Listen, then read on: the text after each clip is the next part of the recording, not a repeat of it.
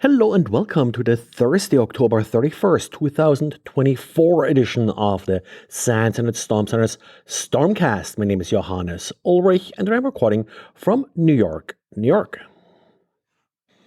First, a quick look at our web honeypots. One scan that kind of stuck out today was scans for RD Web. This actually only affected sort of a subset of our honeypots, but over the last few days, they got hit by a large number of scans for URLs that start with /RD Web, which is indicative of RDP Gateways. Also interesting that a large number of different IP addresses participated in these scans.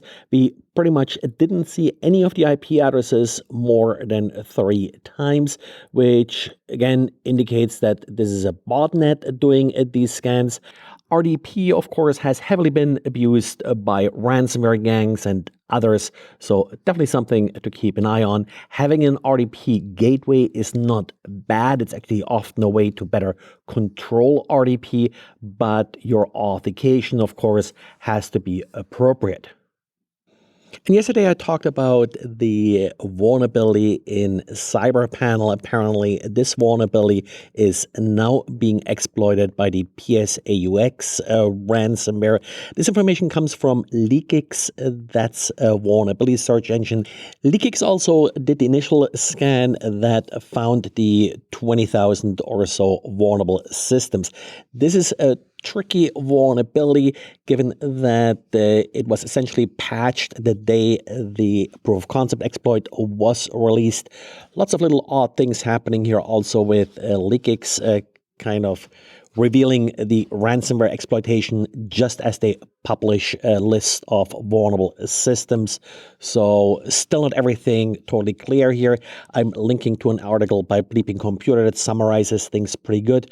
Also has links to a statement from CyberPanel on how to properly patch. Then we have yet another way how your NTLM hashes could leak.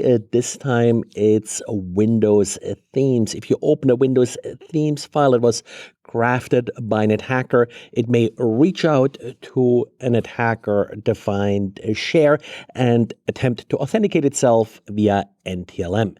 This, of course, is an ongoing issue. Windows themes has been fixed actually as recently as earlier this year. This is a new variation of the vulnerability being patched back then. Zero Patch came up with the vulnerability. Zero Patch also delivers these micro patches, sort of in-memory patches, and they offer one for this vulnerability. However, what you really need to do is control outbound SMB connections, because there are probably a dozen or so additional very similar vulnerabilities in various Windows components. And of course, the real long-term fix here is to get rid of NTLM. And QNAP today released 2 patches for 2 distinct vulnerabilities that were found in a recent pwn-to-own contests. I've seen them being reported as 0-day vulnerabilities. Well, given that they, as far as I know, have not been exploited outside of the pwn-to-own contest, I wouldn't really consider them 0-day in the sense that they are already being exploited out in the wild, but definitely something that you do want to address. These are remote code execution vulnerabilities. At least one of them affects the SMB file sharing service, which probably you should not have exposed to the outside world. General recommendation for any network accessible storage devices to expose them as little as possible. The other recommendation, of course, is disable any protocols that you are not using. And I've often talked and complained about how Google often serves malicious advertisements as part of its search results. Well, Google isn't the only conduit for malicious advertisements. Bitdefender has a good blog post about how Facebook is affected here as well. In the case that Bitdefender looked at, they looked at the sys01 info stealer. Info stealers, of course, do steal credentials, and one set of credentials, they're apparently taking advantage of here are credentials for Facebook business pages.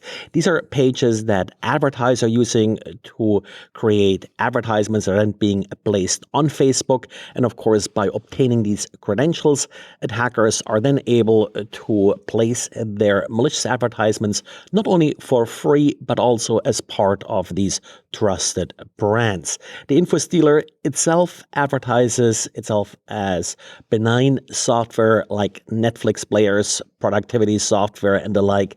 So that's how users are then tricked into installing it.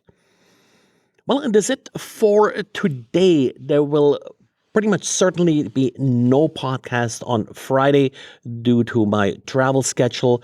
So talk to you again on Monday.